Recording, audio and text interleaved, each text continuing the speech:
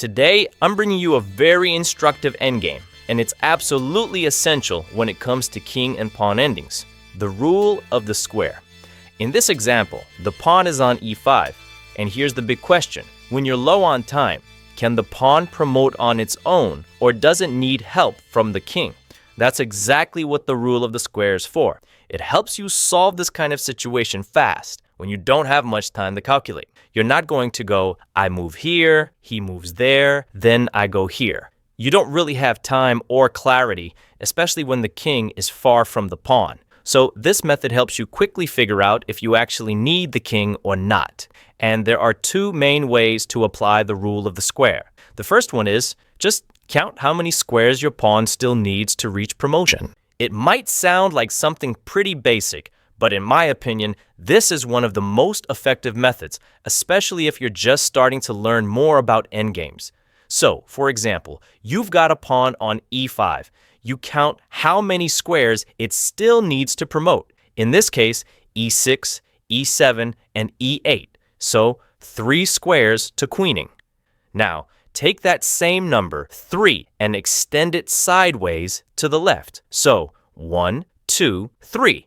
That gives you a square, 3 squares forward, 3 squares to the side, and now you can visualize the full square. So what does that tell us? If the black king, your opponent's king, is outside of that square, it means your pawn can promote safely. The enemy king won't make it in time. But if it were black's move and the king could step into the square, that means you no longer win with just the pawn. You'd need your king's help. Now, what's the way I personally find the easiest? Just draw a diagonal from your pawn.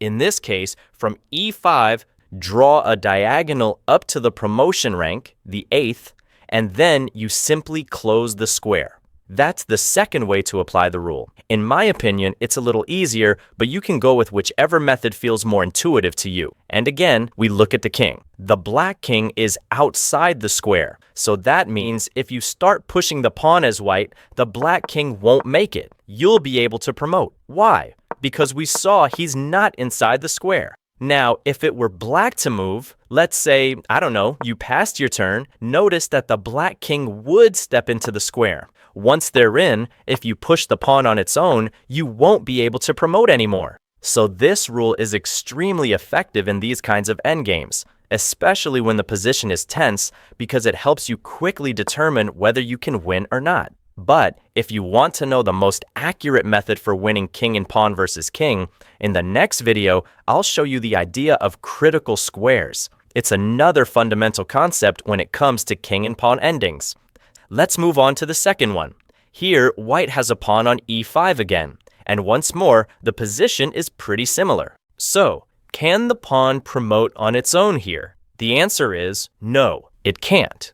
And here's why. If we draw the diagonal from the pawn all the way to the promotion rank, the 8th, and then complete the square, we can see that the black king is already inside the square. That means it doesn't matter whose move it is, yours or black's. The black king is already in range, so the pawn cannot promote on its own. The king will catch it in time. You can also approach it with the other method. Count how many squares the pawn needs to reach promotion. Then extend that number horizontally to form the square.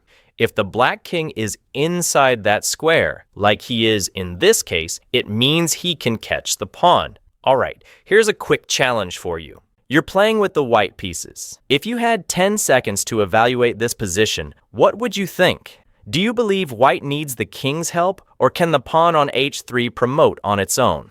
Here's the question. Does the result depend on who moves first? In other words, does it make a difference if it's white's move or black's move? To figure this out, we'll do what we've done many times before. Apply the rule of the square. Let me show you how it works. Take the pawn.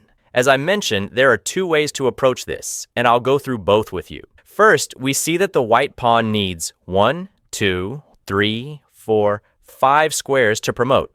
Now, extend this to the left toward where the black king is positioned. Count 1, 2, 3, 4, 5 again, and that gives you the square. Look closely. The black king is outside the square. What does this tell us?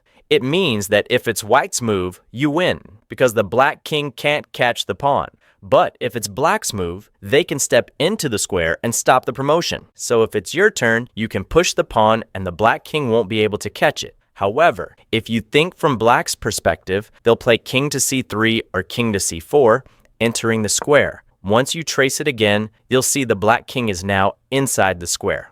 If you start pushing your pawn desperately, I'll catch it just in time. But in this initial position, if we think from white's perspective, white is winning because the black king starts outside the square.